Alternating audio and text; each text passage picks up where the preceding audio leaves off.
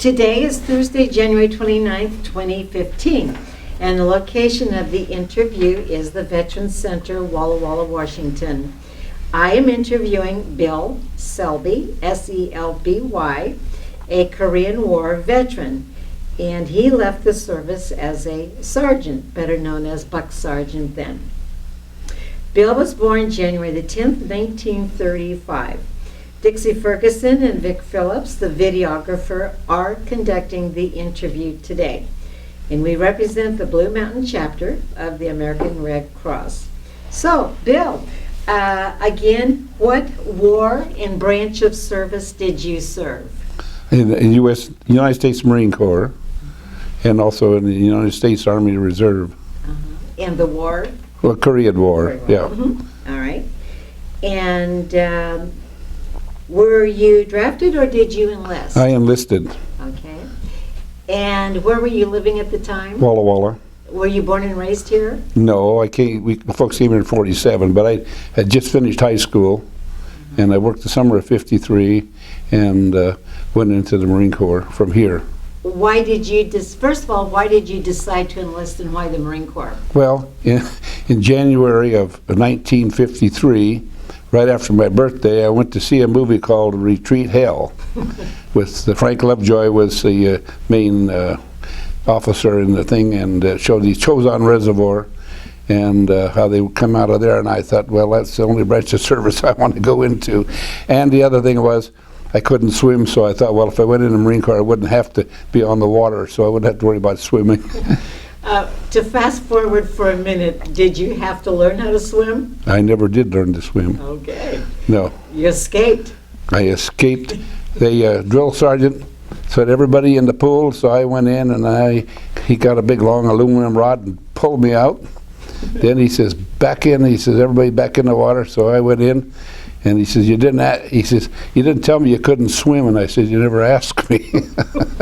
So that was kept you anyway. Yeah. Anyway, okay. Well, getting back to being in Walla Walla, you had just graduated from high school then. Yes. Did you have thoughts about joining the service? Yes. I couldn't. Well, because of my background and my family's misfortune, I didn't have enough money to go to college. So I figured, well, at 18, go in for 4 years, get out, you're 22, you can do what, be your own man then. Yeah. So that's why I went into service. Brothers and sisters in Walla Walla? Yes. I had 3 sisters and 2 brothers here. Okay, relatively good-sized family. Yes. What did your mom and dad think about you joining? They didn't have anything to say about it because they were living on the coast and I was over here by myself. So. Okay. And what were you doing, working? Okay, I worked for, I was actually working the Pea Harvest and the wheat harvest. And I went downtown and run into a Marine recruiter, and the rest is history. He was looking good in that uniform. Yes, he was, yeah. So, I have a feeling it didn't take much to convince you. No. Well, another thing, too, was in the conversation with the Marine Corps recruiter, he said he would fix my teeth. My folks never spent much money on our teeth, and so I had gone to the dentist, and he said it cost about $500, and I didn't have $5. So I thought, well, that's a good way to get my teeth fixed. And they fixed them. He fulfilled his promise. Yeah, that's right, yeah.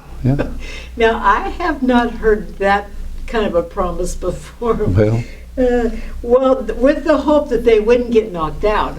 Right. When you got them fixed. Yeah. Yeah. Anyway, all right. So that was in about 1953 then when you... September 53. Yes. All right. Where did you go? Where was your first assignment? San Diego, California, MCRD. Marine Corps Recruit. Marine Corps Depot, yes. Yeah. Ford Boot Camp. Right. And all right. And how'd you get down there, Bill? Well, I went from here to Portland, where we were sworn in, and they put us on a flight to San Diego, handed us a piece of paper, says, here's your serial number, have it memorized by the time the plane lands. And I've never forgotten that number. So, yeah. I'm curious about your welcoming committee. In San Diego. Well, we got off the plane onto a bus. They took us down to the main area down there, which was the grinder, fell us out, and I'd been told, because I had been in the ROTC in high school, that the best thing to do was not to volunteer for anything. So I didn't. I fell in the middle of the squad, kept my mouth shut when they asked for anybody who had prior service, and welcome to the Marine Corps. What time of the day, do you remember what time of the day this was? Yeah, it was morning, early morning. Early morning. Yeah. Did you get your first haircut? The same day. Yeah. And we got our M1 rifle to sleep with the same day also. Yep. Well, those are priorities, haircut and a rifle. Right. Okay, so boot camp. Talk about boot camp. Well, boot camp really wasn't that hard because I had already had 2 years of ROTC, so I knew how to march. I knew how to take that weapon apart. In fact, that got me into trouble. Because? Because the drill sergeant stood us out, and we had a long wash rack, what they call a wash rack. And what is that? where you wash your clothes. Because in those days we washed our clothes. We didn't have anything else. They gave us a bucket and a brush and some soap, and we washed our own clothes and hung them up. So he walked back and forth on top. There was a 2x14 up on top, and he would walk back and forth. And he said, well, by the numbers, he would take this weapon apart. So I took mine apart, helped the kid on the right, had the kid on the left, and he says, by the numbers, we'll put it back together again. He watched all this. And so he says, fall in. He says, all but you, Selby. He says, when I wanted volunteers, he said, for right guide and squad leaders, he said, you never said anything. And I said, well, I never had any prior service. I said, I was just in the ROTC. But that got me a PFC rank when I come out of boot camp. All right. That was unusual. Yeah. 3 of us came out PFCs, and I was one of the 3. All right. I'm guessing you could see your face in your shoes. Yeah, especially in your boots. Yep. Because you polished them in those days. Yeah. Yeah. I'm trying to imagine that clothesline after you guys washing your clothes. Well, actually, what they were, they had a pipe. And they had a long pipe, and you would hang them drape them over the pipe, and then they always had a fire watch. Somebody would watch so that the people next door wouldn't do a midnight requisition, and steal your clothes. Did you literally have them labeled with your name? Yeah, we had our name that was stamped in the clothes, and because otherwise they all look alike. Right. Yeah. Right. Yeah, when they went through, they said, well, when they handed you your clothes, if they were too big, they said, well, you'll grow into them, and if they were too tight, well, you lose weight. But it never worked that way. So the first thing I did out of boot camp was to get them tailored. How was the food in boot camp? Good. Yeah. But we all had a standard detention. The drill sergeant said if you can, of course the smoking lamp was always out. You couldn't light up a cigarette unless they told you to. He said, now if you can eat and get outside in formation before I do, you can have a smoke. And I think we only did once. Because he walked right in and had something to eat, and we had to wait in line. How about communication at the time? Were you able to call or write home? No. No. Nope, didn't call or write home. In fact, we were there for about 12 weeks. And, well, you could write home, but you couldn't call. You couldn't leave the area without permission. Mm-hmm. And there were some young lads there that had never shaved in their life. You know, everybody got a razor, everybody shaved every day, whether you needed to or not. Yeah. So it was quite, I would think, an adjustment. Young men from all over the country coming together, eating, sleeping, marching together. Was that really different? Well, it wasn't so much for me. I'd worked all my life from the time I was about 6 or 7 years old. We worked the crops and worked the seasons and so forth. So I was used to taking orders and following instructions and so forth. But we had a lot of young fellows from Mattoon, Illinois, and Where? From Aurora and Mattoon, Illinois, was half of the thing, and then the other half was from. I was the only one from here that went there, see, so I didn't have anybody that I knew there, see. But we wound up being an honored platoon. Very and good. yeah, we had three drill sergeants. One of them got relieved of duty for whatever reason we never found out. The second one was a Korean veteran, and from the actual combat, and he had a limp. And we picked up that limp as we were marching, and they said, no, we can't have that, because you patterned yourself after your drill sergeant. So then they brought in the third one, and interesting. Yeah. Interesting, huh? By the way, while you were in boot camp, did any of the older veterans ever share any of their war stories with you? No, we only had, I think there was only two. One of them was a German. He'd been in the German infantry, and another one had been in the Navy, but they didn't say too much. Not too much, yeah. So what did you want to do after boot camp? I wanted to be a cook or a baker. So Okay, so now you're through boot camp, and where are you going next? I went to advanced infantry training at Camp Pendleton, California, and a Fox company. And we lived in a four-man tents. All right. They didn't have the buildings that they do now. It was four of us jammed up in a little tent. Yeah. Well, it sounds like so far, Bill, you're pretty much adjusting to your military life. Yeah. You've had a good foundation for it. Right. Okay, now in advanced training, what are the things that you're learning there? Well, we learned to the platoon and squad tactics as far as combat was concerned. Fire and maneuver, and he set up a main line of resistance, LMLRs, and dug foxholes, and just the things that we would probably do if we ever got into combat. And it was in January. We learned how to wade through the water and the full streams and mud. We'd come in from the field and take a shower with everything on. You have to wash all the mud and stuff off, and then but January and February. Oh boy, yeah. Would you say that obviously the Marine trains very well? Right. Yes. Yeah. Our drill sergeant always said that we were the lowest thing on earth, and that was whale maneuver, and that's on the bottom of the ocean, right? And but he wasn't going to make sure you knew your place. Right. Yeah. You didn't speak until you were spoken to. Oh, that's funny. So, you mentioned being a cook, or that's what I had put down as something that I wanted to do. What happened? Well, because I was a dental hold, and they did a real fine job with my teeth, really. Right. They made me a special bite razor on top, which was, I had until I was, 52, 53 years old. And so the orders that I would have had to go to Quantico, Virginia were canceled, and I wound up in a casual company for 2 weeks. And then they gave me a 3500 spec number, which was motor transport. Okay, motor transport, and that could just be just about anything. Right. And how long were you at Camp Pendleton? Well, I was there for about 6 weeks. Okay, so you found out this is what were you disappointed? Were you okay with? No. We really didn't know what was going to happen next, so you just went and rolled with the punches, Very good soldier. Yeah. Excellent.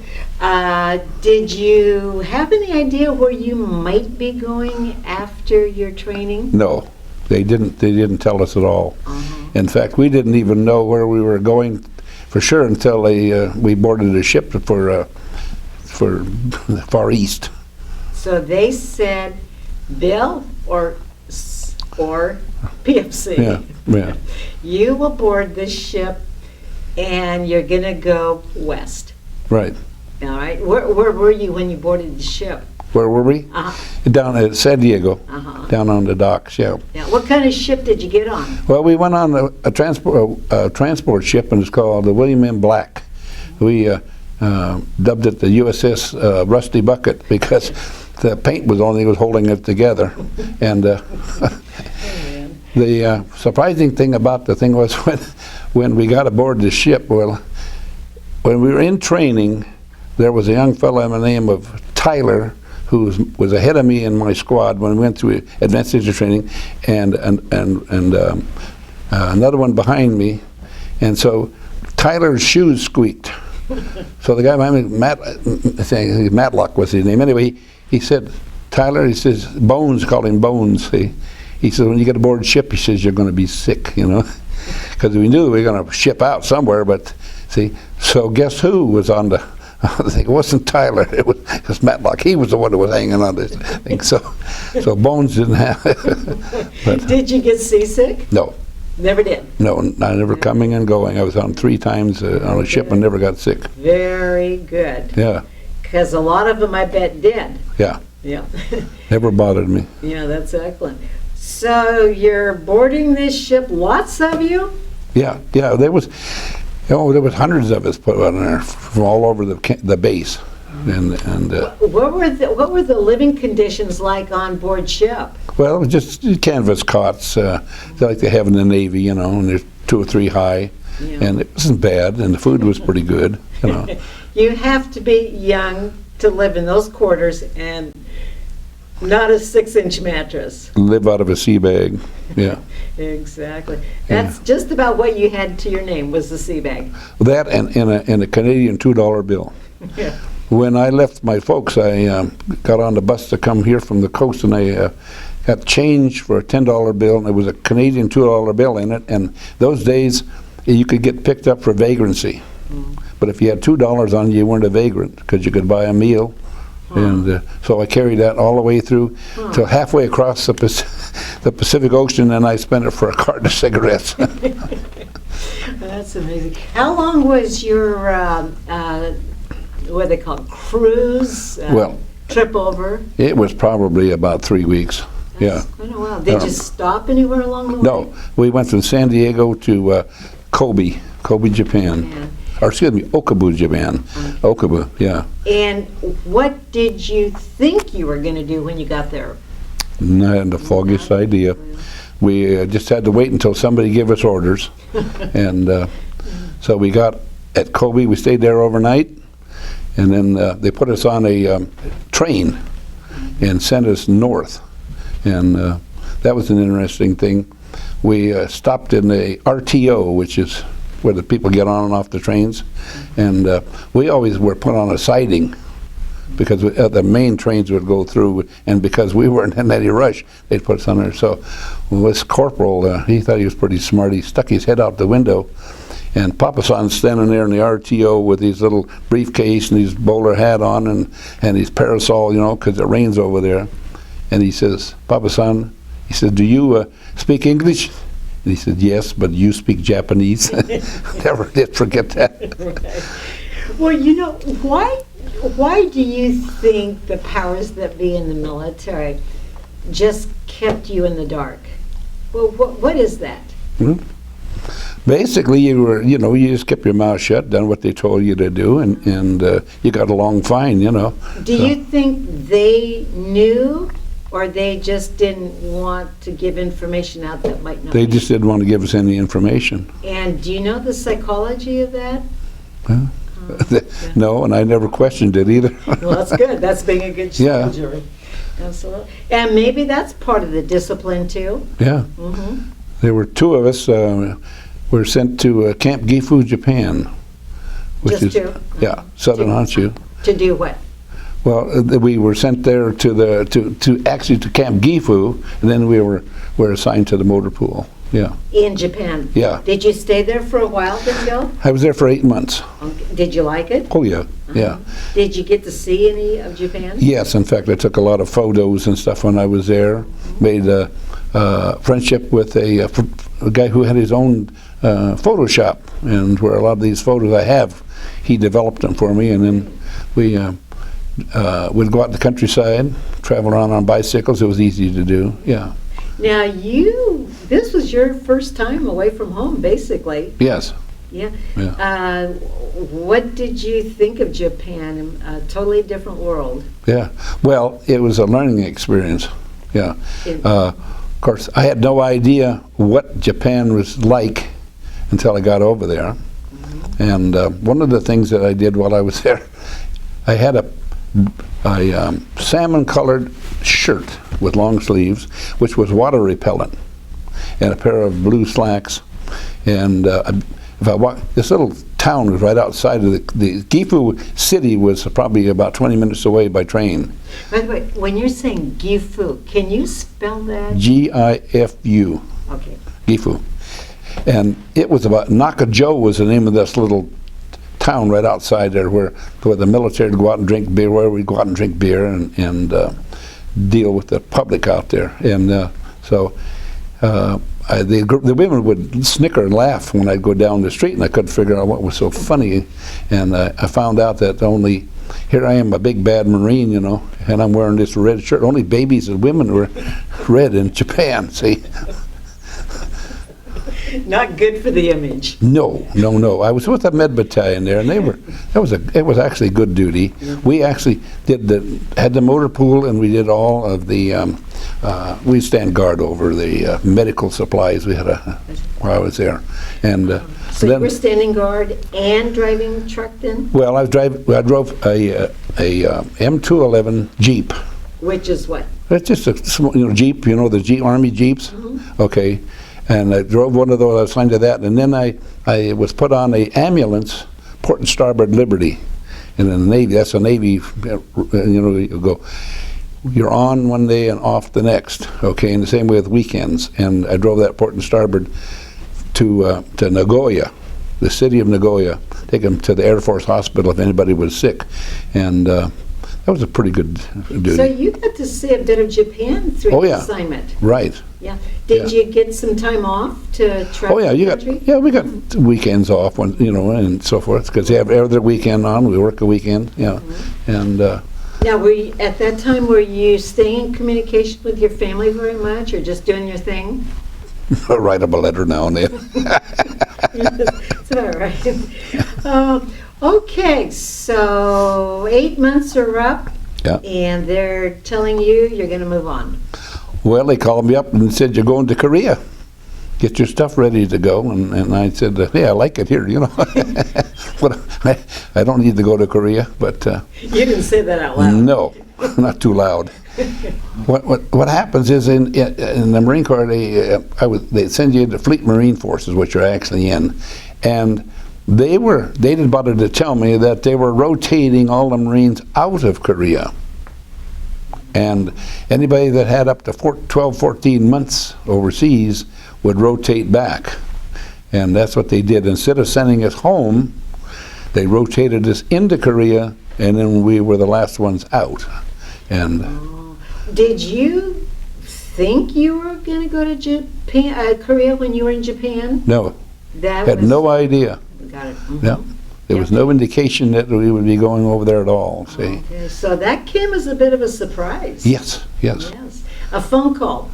Well, he just called us up, called us into the office and said that, get your stuff in order. And while I was there, instead of spending all my money for beer and traveling around, I bought a 93-piece set of domestic china. Okay. And so I had to go out and get it mailed home to my folks, and they wound up giving it to my second oldest girl when she got married. Yeah. And beautiful things from Japan to buy. Oh yeah. Silk, pajamas. Yeah. Beautiful thing. Yeah. I forgot the pajama tops, what they used to call them, but anyway. You could get a suit made, $100 suit out of silk. I didn't get one, but some of the fellows did it in the barracks. Yeah, and lots of opportunity. Yeah. Well, so you packed your bags and on board ship to Korea? Yeah, they loaded us up and sent us back down to Kobe, and put us on a ship, A.E. Anderson, and we were 3 days from Kobe, Japan, to Inchon, Korea. You had to be a little let down. Yeah. And a little apprehensive because we had no idea exactly what we were getting into. Absolutely. Now, they weren't shooting at one another at that time, but they had some peace talks, and they were just kind of thing. And so the thing about he told you never never volunteer, right? So when we all loaded up aboard this deuce and a half, and down to Okubo we go, or Kobe we go, and we were standing out there, and he said, everybody works on the ship, right? Okay, everybody works. So 3 of us didn't volunteer for anything, and they put us down in the bake shop, and for 3 days all we had to do was slice bread, so we really had a tough deal. And the rest of the time we sat on the deck and smoked. So you did become a baker? No, that's close as I ever got to a bake shop. It was to slice bread. You're in the military now. That's the way things go. Yeah. Well, so you land in Inchon. Right. All right. Then let's see now. Did you come back to your original group, or you all got spread around? No. They split us all up when we got there. What they did was we went over the side of the A.E. Anderson on those cargo nets into a little boat, and we walked up onto a wooden, I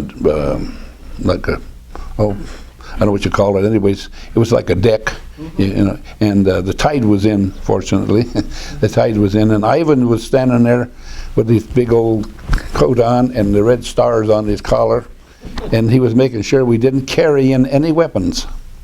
That was the main reason. Who was this? The Russian.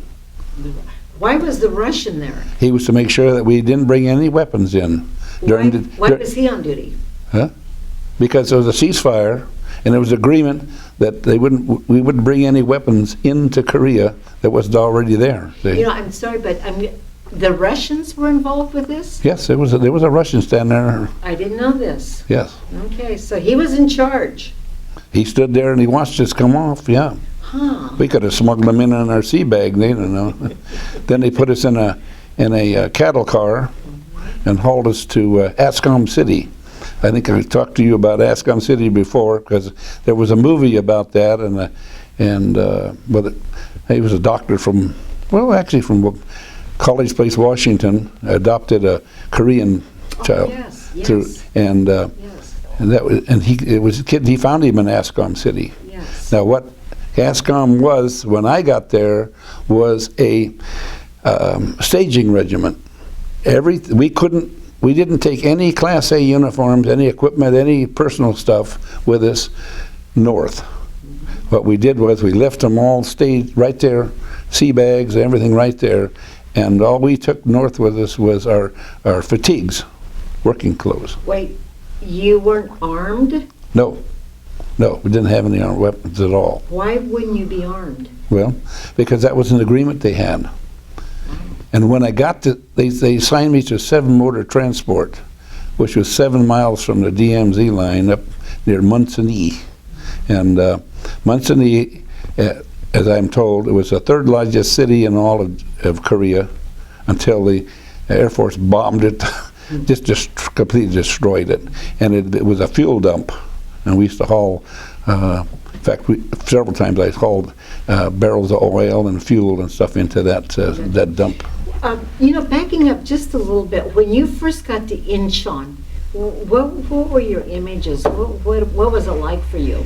Well, I didn't, you don't question what they tell you to do, just the physical Well, it's setting. just big open port, and I had heard about Inchon, but I didn't know what it was actually. And there was people coming and going on their little boats, Koreans, and doing their fishing and so forth, and having a good time. Yeah. And we were all cheering, In fact, this one came out, the little boat came out, putting along, and this Korean woman actually changed clothes from the time they left the dock until they got past us on the ship. Completely took her clothes off, and then everybody's cheering and waving, She was oblivious to what we... This ain't so bad after all. No, it was all right. But Korea, how would you compare it to Japan in going north, the setting, the sights?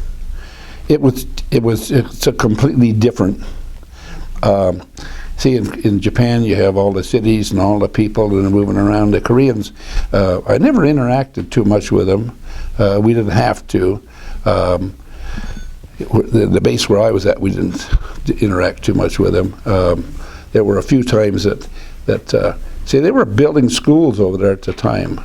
And one of the things that 7 Motor Transport, where I was at, was hauling lumber and stuff. And I hauled 28,000 cases of beer out of Inchon and never got a free can, you know. You could get beer, but you couldn't get milk, you know. But That's fuel for the engine, right? yeah, right. See, and the other thing was, I got there. I'm a corporal, because I made corporal in Japan. I'm a corporal. And I got there and they said, "You're a squad leader." And I said, "Oh, what's a squad leader do?"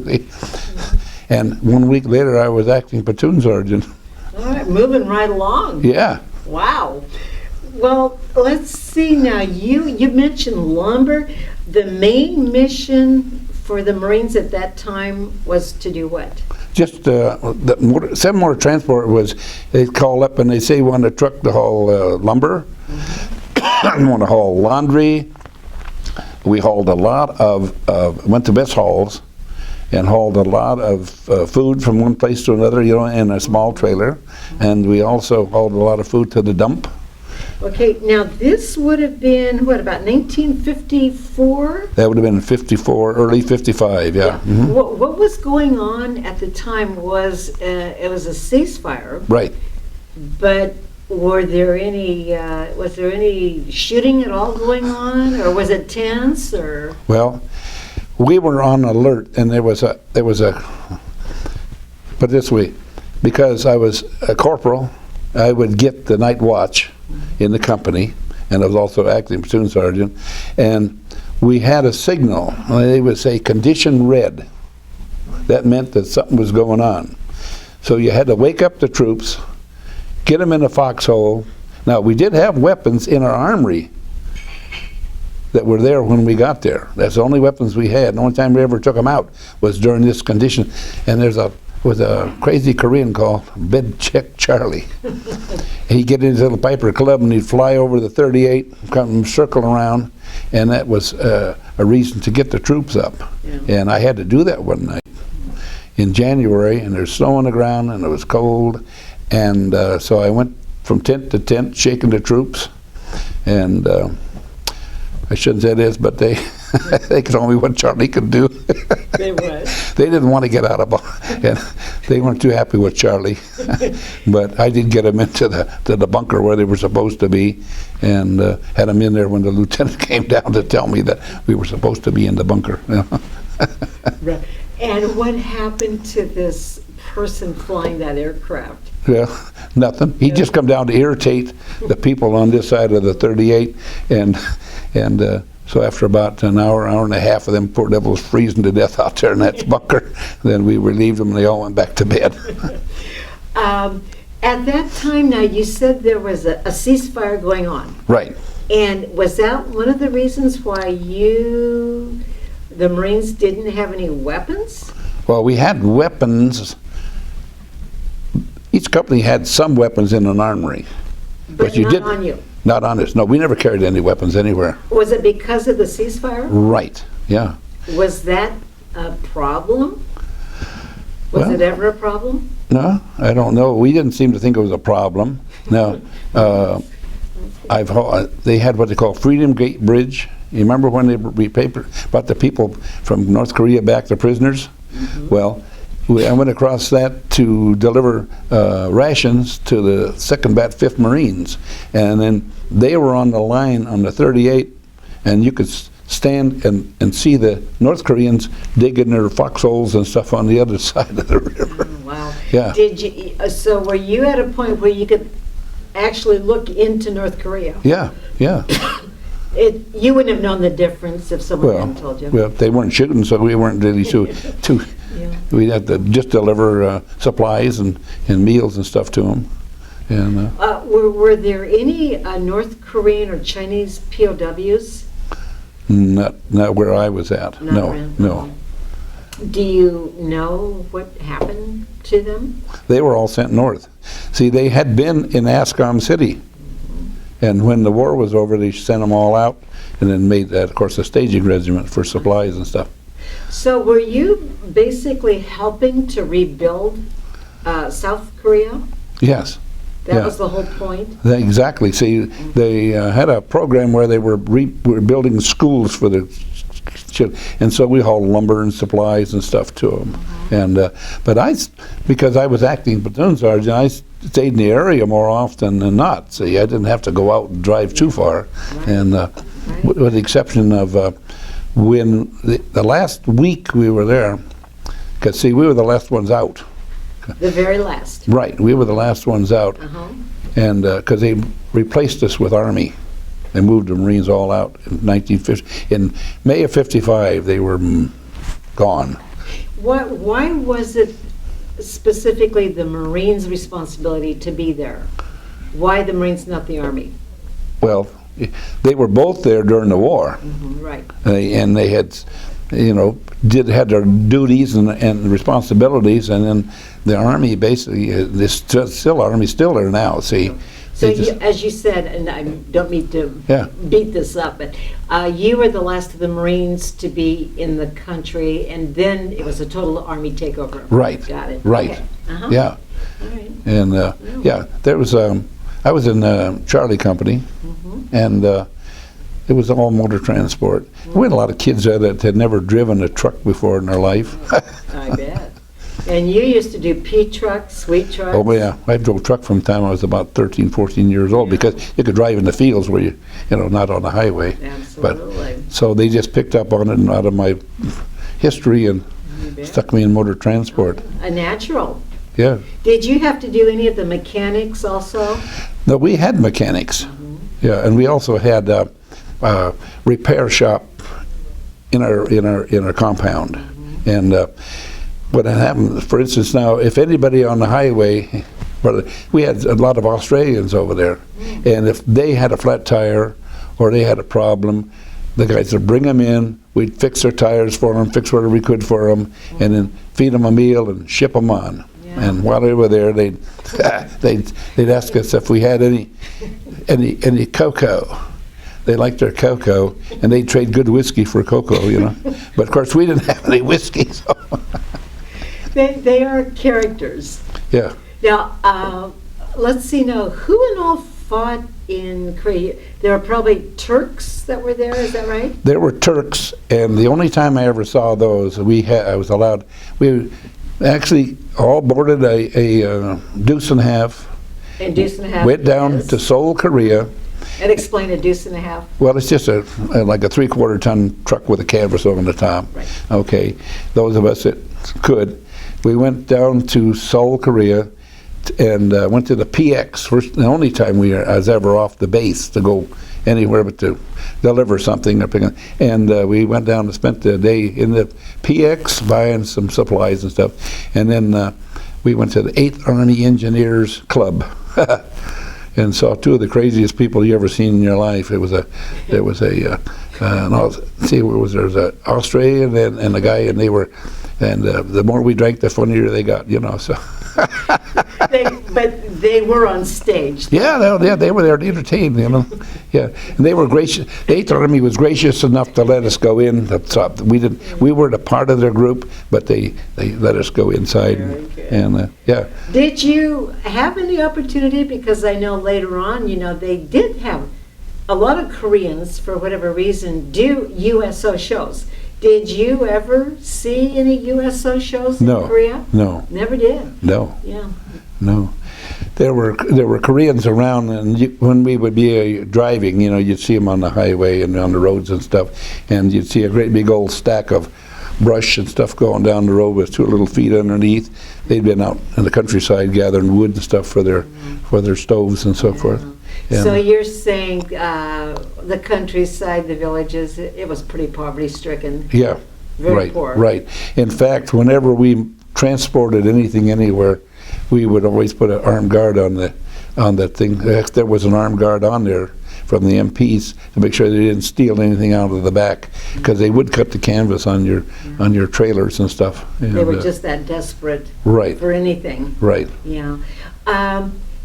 Can you think of an experience along that line? I mean, something of the Oh, the children or the desperation, the poverty of the country? Well, the kids, when we went to that weekend, we went up to Seoul. Okay, and one of the little urchins he said, "Shine your shoe."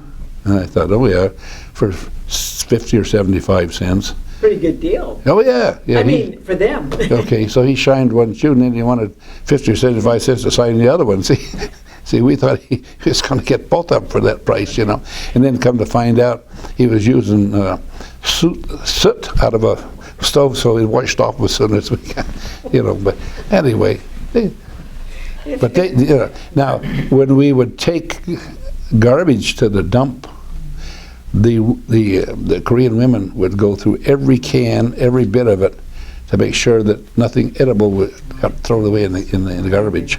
Yeah. Did you do any kind of like what they call civic action programs over there? No. When involved? No, we really weren't there that long, and we weren't, you know, actually what we were doing, we were replacing people that had already gone back to the States, because, like I say, I was there probably 2 weeks, and I was acting platoon sergeant, had a corporal for a first sergeant, you know, and lieutenants for company commander and so forth. All the other people had rotated back to the States. Sure. Yeah. Bill, we hear so much about the freezing weather in Korea. What was it like for you? It was very cold. What does that mean? Well, of course, we wore what they call Mickey Mouse boots, and if you ever seen Mickey Mouse's shoes, and they were all right. See, but I'll tell you, I had a World War II field jacket on, which had buttons rather than the zippers like they had stateside, and I wore 6-inch shoes, but I wore spats. You know those, like you see, and laced them up because they didn't have boots to fit my feet. At least they weren't bringing any in, so we just had to wear whatever they had. See, so that was an experience. I should say so. Yeah. Making do with what you had. Exactly. Yeah.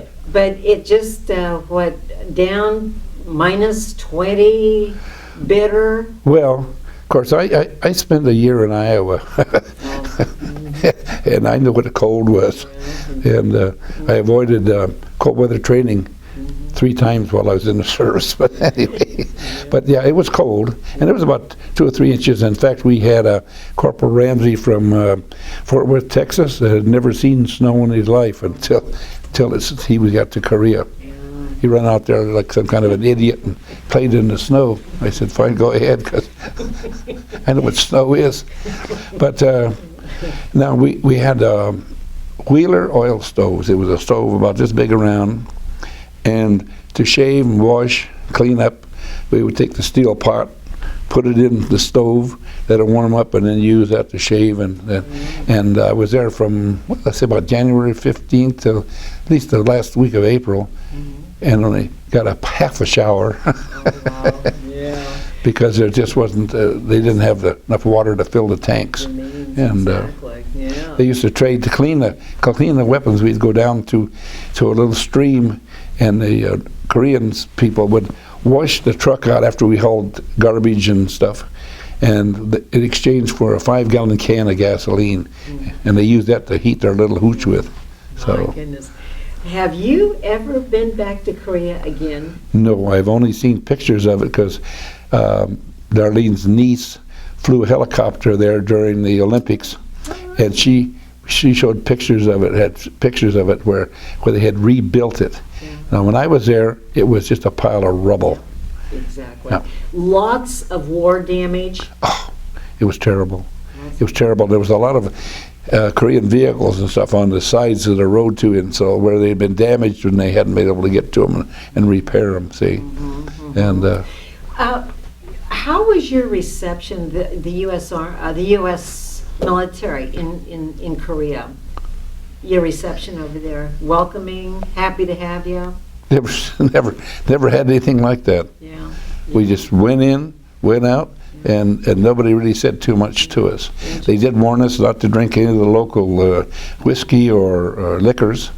But as far as the overall picture of the U.S. military coming in to fight that war, Never said a word. Nothing. Nope. Nothing. Nope. Never said a word. Fascinating. So, well, let's see. So your time is pretty much wound down in Korea then? Yeah. And when did they tell you you're heading out? Well, we moved 2nd Bat 5th Marines out in May, and that was a funny situation. We went up, all loaded up, went up to pick them up about 4:30, 5 o'clock in the morning, and you were to bring no ammunition out. And so there was a 55-gallon drum there. They were burning up the stuff, that trash and stuff, cleaning up the area. And somebody threw a couple of handful of clips of ammunition in the barrel. And if you ever been around when ammunition, it's like firecrackers. They cooked off in that barrel, and you've ever seen people, arms and elbows going under trucks and stuff in your life. I thought we're almost done, and now we're not going to go out this way. Right. And that was the only real excitement as far as weapons concerned. That's just as well. Yeah, and then after they moved out, then we loaded up and see, the only thing we had that belonged to us was some generators that generated electricity and some trailers. Everything else belonged to the Army. And they had just been painted green because Marines were driving them, and what they could steal, right? Anyway, this tent I lived in was a 19 by 36. There were 6 of us in the tent, and they had a liner inside. Well, that liner didn't keep much cold out, so we had a fellow named because he was there when I got there. His name was Mitchell, and he stole 4x8 sheets of plywood, and they lined those walls in there to keep the cold out. See? Helped a little bit. Right. Yeah. You didn't have any kind of heat inside? No, just that little old stove, No. Oh no. my gosh. Yeah. We had sleeping bags we slept in. Yeah. Oh. And we were all. I hate to get up in the morning. Well, you're all in the same boat, to do things, Crazy. Yeah. So did you have regular chow, or did you have sea rations, or what? Well, we had a mess hall, but we also hauled sea rations. Right. And there was always a few of them disappeared on the way here and there, because whoever hauled was supposed to come back at least with one case of sea rations, and we'd set them on the stove and warm up the grease and eat those rather than go to the mess hall, because it was about the same thing. See, our mess hall served as a mess hall, a chapel, and a slop chute where you drink beer. See, it had a multi-purpose. It was a Quonset hut. See? Yeah, sure. And, I would think as a driver of a truck, you had, how shall I put it, kind of like a supply sergeant. You kind of had charge of things as you're going back and forth. well, I don't know if we had charge of it or not. We had a destination. You'd go, you'd load you up, and then you would deliver it, and then you'd come back. See, because they give you a trip ticket. In other words, you had to go. See, sometimes we had people with us. Sometimes we didn't have people with us. So depending on what we were hauling. See. Yeah, because I would think there might be some special privileges because you're hauling all these supplies back and forth. About the only thing we could steal really was some sea rations. No, there wasn't too much to steal. I didn't know how to ask that of you. Okay, there you go. Yeah, everybody was supposed to bring something back. See. Right. Yeah. Yeah. Yeah. You had to be a little, quite a bit accountable. Yeah. Okay, Bill. So time's running out in Korea, and you're getting the fifth Marines. Yeah, Second of the fifth? we moved them out, 5th Bat, which wound up in Camp Pendleton, California, the 5th area. Anyway, and then we moved out, 7 Motor Transport, and moved into 13 area, Camp Pendleton, California. But we went from there down to Inchon, and we boarded an LST. Oh boy. Flat bottom LST. Now, we had a kid named Brown in our company. He walked aboard the LST, which was setting in the mud, and got seasick. And he almost died. Oh. I mean, Yeah. really? Really? You mean he got that sick? That's sick, yeah. We had just been about 2 days out from Korea, and starboard screw quit on her, so we only had one screw on one side. I don't know if you know LSTs or not, they have 2. Okay. You're saying a screw? The screw, that propels it, propeller. Oh, I see. One of them quit. Gotcha. The engine quit. So we only had one. Okay. So then they threw a bow line over the lead ship, which had high-speed screws, and he towed us into San Diego 29 days aboard that thing, going up and down like this for 29 days. But Brown got sick when he walked across. We had a what they call a high-line transfer. We transferred him to another LSD, which had a doctor on there, or he'd have died. Oh. Yeah, he was that sick. And you never got seasick? No. In fact, because I was acting platoon sergeant, they put me right at the door of the galley to maintain order inside the galley while they were feeding the meals. No. Yeah. Wow. Never bothered Long trip home. Right. San Diego had to look really good. Well, it did. Yes. Yeah. And so is that your discharge then by the time you got to San Diego? No. And Camp Pendleton? No, I went to 7 Motor Transport in 13 area, Camp so Pendleton. you had a few more years to go. Yes. Uh-huh. And I was there for a while, and I got an opportunity I went out, fired expert on her rifle range, and they said, well, how would you like to work on a requalification of the company? Mm-hmm. That's how I got into requal. Now, what does that mean? Qualification, when you're shooting the weapon, they teach, and everybody in the Marine Corps had to qualify once a year. Mm-hmm. And so in other words, they take that M1 out there to the range and qualify. Mm-hmm. So we would qualify people, and so we did the company, which I was in Charlie Company, 13 area. Mm-hmm. Then they said, well, how would you like to help with the battalion? See, so we did the battalion, and then I got to a recall. I got TDY, the Army calls it TDY, special duty. Went to a group where that's all we did. Every morning, get up, go out to the range, and qualify. And not a bad assignment. Oh, it was good because you didn't have any guard duty. You didn't have any special thing. All you did is shoot. See? And most commanders, in fact, I had one named Captain Patrick. He hated range rats, and that's what we were. Well, because we were out on the range all the time, and he couldn't make us do anything other than nothing. We couldn't. We had no guard duty in the area, so we couldn't. We didn't have to drive a truck or anything. We just do that. See, so they. And he was jealous of Oh yeah, he was had been a brig warden in the Philippines. He'd been a brig warden in the Philippines. Oh, okay. And he gave me a bad time every morning. I had a little pencil mustache, and he'd tell me my face was dirty because you weren't supposed to have any face or hair of any kind, Yeah. But you could have a little mustache, And he told me the only way I'd get out of his company was a discharge or get in a box. Well, I waved at him when I went by. But anyway, I thought I could shoot because I was expert and I was coaching, so I tried for the 1st Indonesian Rifle Team. All right. And that was a good experience. Okay. What made you such a good sharpshooter? I don't know because I didn't grow up shooting a weapon. Just a natural ability. Yeah. Great. Good Marine. Yeah. You bet. In fact, I qualified sharpshooter, which is the 2nd level in the Marine Corps, and fired the first 2 rounds in rapid fire on a target to my left instead of my own, or I probably would have been expert coming out of boot camp. All right. See? Yeah. And anyway, so I always did have a good. Just good. Yeah. Right. Excellent. So you were doing that for a while up at Camp Pendleton then. Right. And then all good things pass, and they give you another assignment. Well, I put in, when they have you try out for the rifle range, and you try out for the team, and when they come out to the end, not everybody gets sent, kept.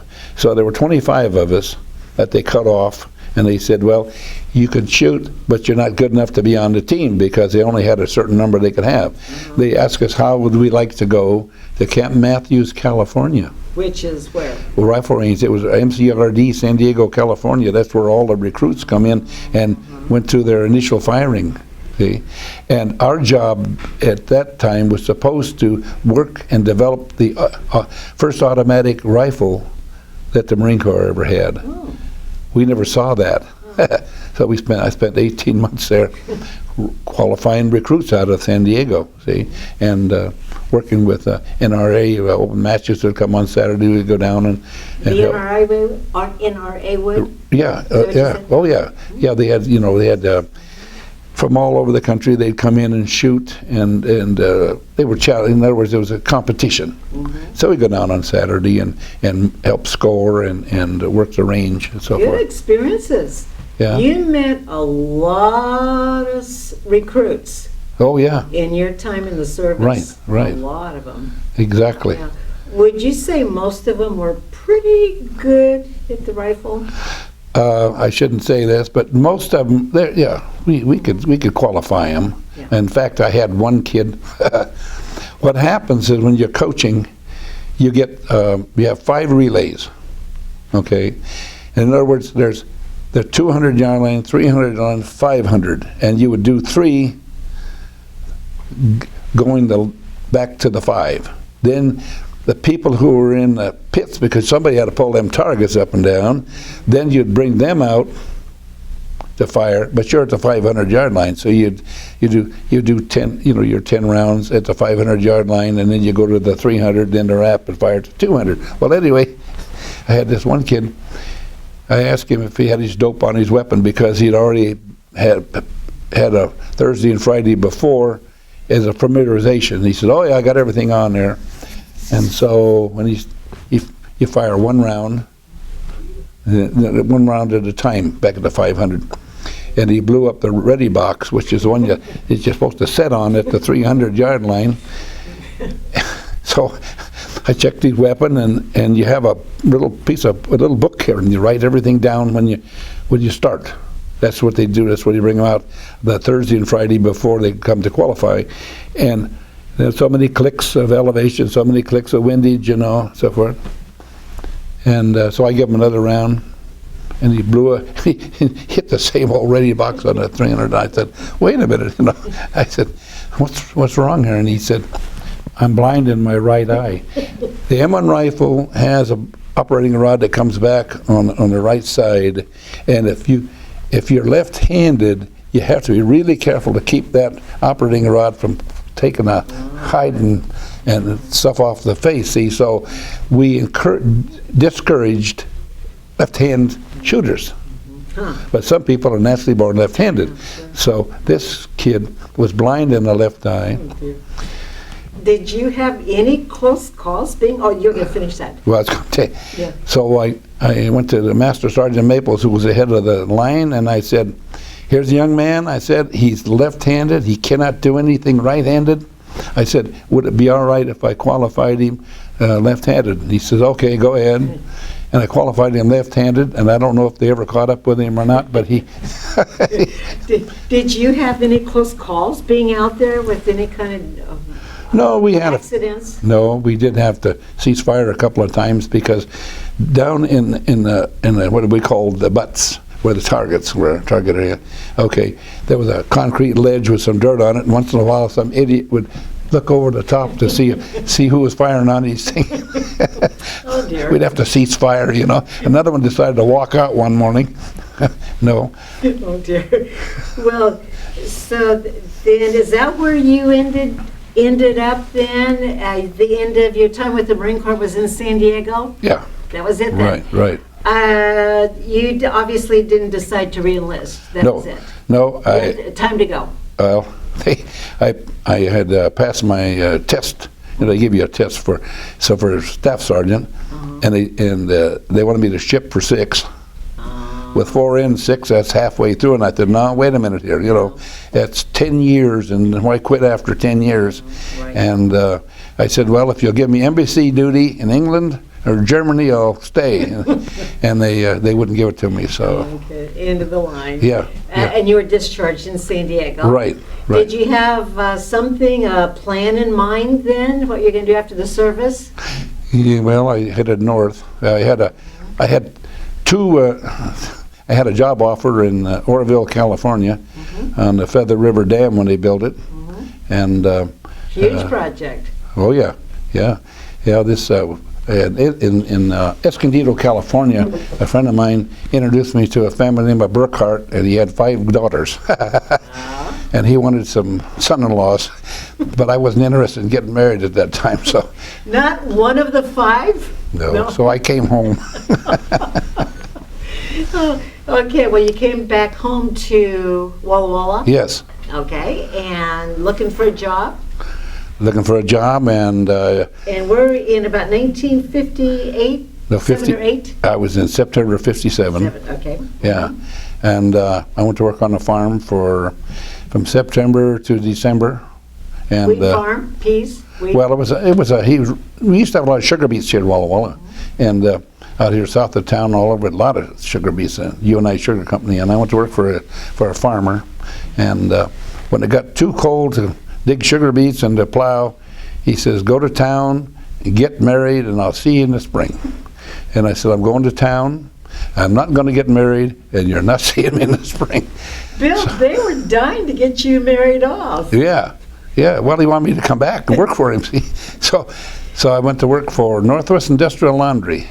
Which is here? It was where? on the corner of 4th and Rose. Now there's a building there, big old building on the corner there, and because that was available, it was a job, and I stayed there from January to November. But they were hiring at the penitentiary, and I wanted a steady job.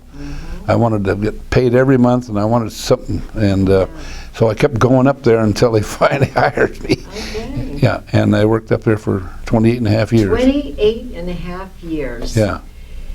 Oh, golly. And to sum that part of your life up, what Yeah.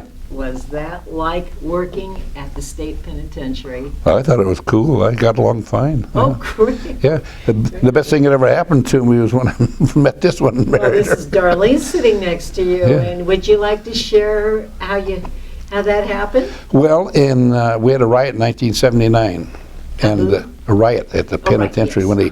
Yes. when they tore that place up there, and so she had just come to work up there, and she had been in and out of the office a few times, and she knew that I was getting a divorce, but that didn't have anything to do with her. She brought me a rose that she'd picked somewhere outside and brought it in and put it on my desk, and that's her nickname now, was Rose. So she was working there at the time, and so the rest of it's history, see. I guess. But neither one of us had ever intended to get married again. And so how many years later now? well, it'll be 35 in May. My goodness, Yeah. that's what a great story. Yeah, And Darlene was working out there, or just you were working there at the time? she was a correctional officer, yes. Oh, okay, that's okay. Yeah. Good. Uh-huh. Yeah. Okay, then you retired, and now were you here basically by yourself? Was your family still on the other side of the state, or your siblings and mom? Well, I went to, see, in my first marriage, I went to Shelton, Washington for 10 years at Correction Center. And then when I had a divorce, I came back to Walla Walla and made the mistake of getting married a second time, which didn't work out. But the third was a charm. And I was going through the divorce when I met her. see. Gotcha. And children? Right. I have 3 girls and a boy. Would you name their names? Okay, Maureen and Richard and Penny and Kate. All right. And yeah, they're all good kids. I'm sure they are. Yeah. And now I need to ask you what you do in retirement. Are you with veterans organizations? No. Ever thought about it? In the meantime, I went into the Army Reserve Oh, yes. in 1976, Right. and I wanted to be be a cook. And they didn't want cooks; they wanted drill sergeants. Now, another thing about, I should back up a little bit here. In 1956, 56, April of 56, Sergeant McEwen, I think was his name, drowned a whole bunch of kids at Parris Island. And that's a long story anyway. And so they pulled all the drill sergeants off the field in San Diego and replaced them. I'm in transition from Camp Pendleton down to Mathias, and I'm a fresh buck sergeant, and they were going to make us all drills. And I said, no way, I got 18 months to do, and I'm not going to do it, pushing troops on a... And so, the ironic thing about it is, 18 years later, I go into the Army Reserve, and guess what I wind up doing? Drill sergeant. And then on May 15th, 1980, when the day that Mount St. Helens blew, I went from being the senior drill to acting first sergeant.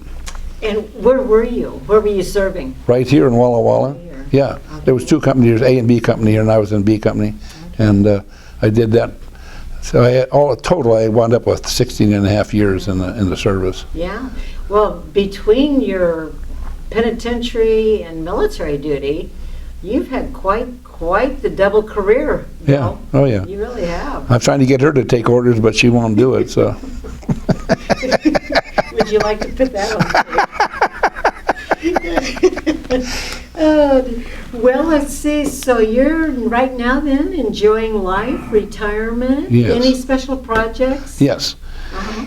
Yes, in 2002, I was up here to what they call a reservoir up here, and there was a little kid, and my buddy and I were fishing, and there was a little kid coming along, and he had a stick, and he was bumming line and hooks and stuff, because he wanted to fish. So I asked him why he didn't have a pole, and he says he couldn't afford one.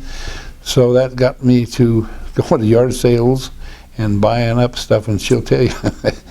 Anyway, that's a long story. But anyway, since 2000, I got some together, and I've been started out giving them to the Salvation Army, because they had a Dressing a Living Doll program in those days, and so I took the first 2 or 3 years I went down there.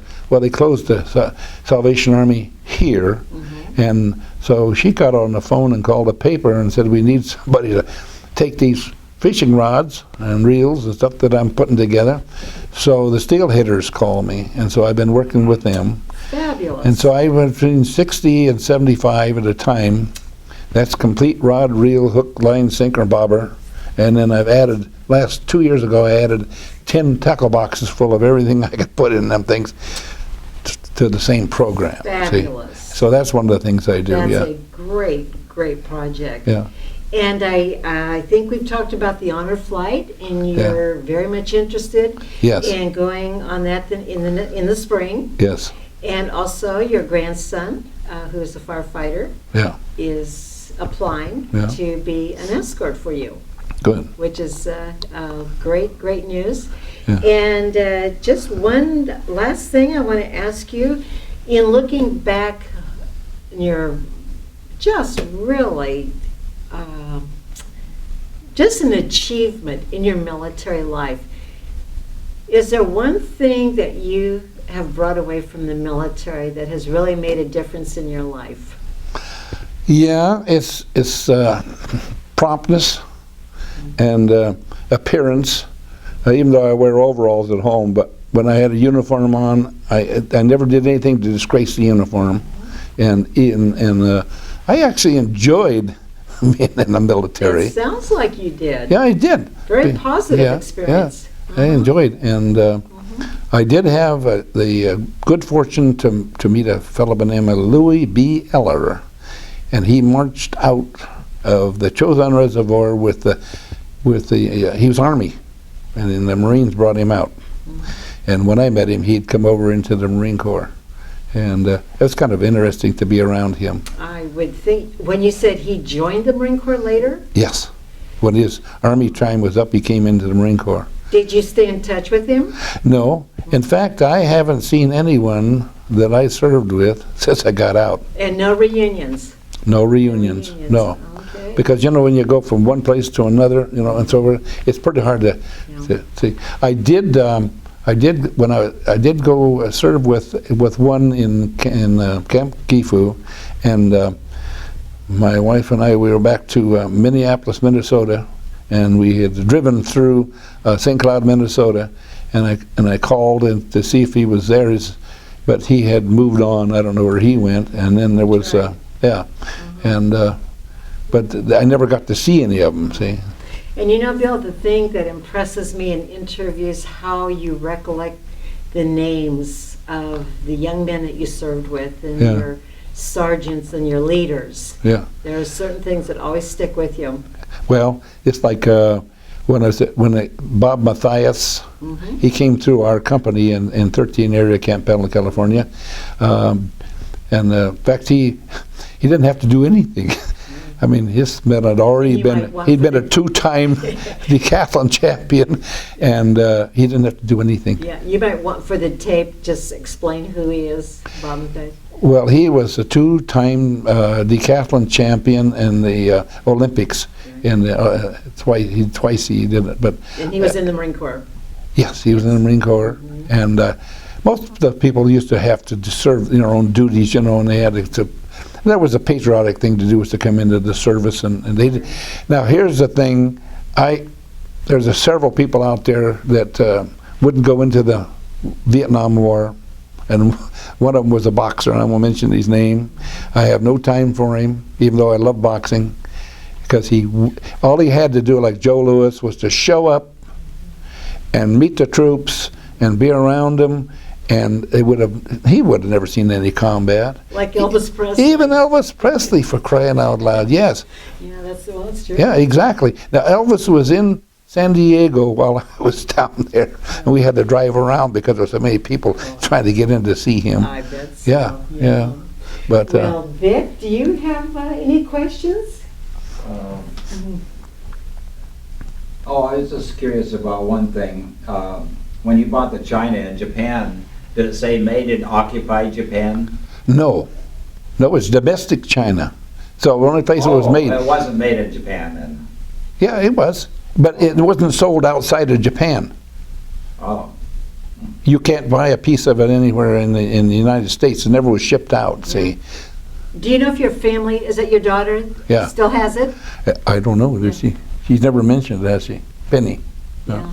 Because No. it would be Well, beautifully made, yeah. yeah. Mhm. well, she was one of the things that she wanted when her mother and I had separated, and she wanted that china, so I gave it to her when she got married. Sure. Yeah, and I don't. Well, is there anything you want to add that I may have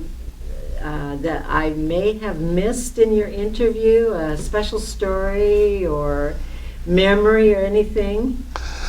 Well, I don't know. I tell you, it was. I mean, I think I totally went. We talked about this before about having one shower in about 5 months, and only half a shower. Those are things you just learn to live with, And I got to Korea. I was a corporal, and we were new. Some of the guys had already been there, for a while, and having grown up on a farm where my dad used baling wire and Christian Science to keep the stuff together, I was there for a couple of days, and I went down to the tire shed and see how the guys were doing, and they said, would you go over to A Company and get us some muffler bearings? So I was gone for about 4 or 5 hours and come back. I just sat over and drank coffee and smoked cigarettes and joked with the troops. I knew what muffler bearings were. Oh, that's great. That's cute. Well, all I can say, Bill, is you would be a great recruiter for the military because you make it look so positive and rewarding, and just. Well, I actually enjoyed it. Now I went through. Project that, yeah. She'll tell you when I went. I was in the reserve, and I went through ENOC, S-NOC, B-NOC, P-NOC, and I went to Fort Lewis for first sergeant's training, and we're sitting there, and this master sergeant, he says to the troops, he said, he says there's a difference in women. And I said, of all due respect, I said, I've been married 3 times, and I know there's a difference. But anyway. That's great. Great ending. Yeah. Great ending. Well, thank you very, very much for coming in and sharing your story and serving our country, Bill. Well, I guess it was really a pleasure because I still, see here somebody said, "Oh yeah, you've been in the military," because I still shine my shoes. I noticed. I'm impressed.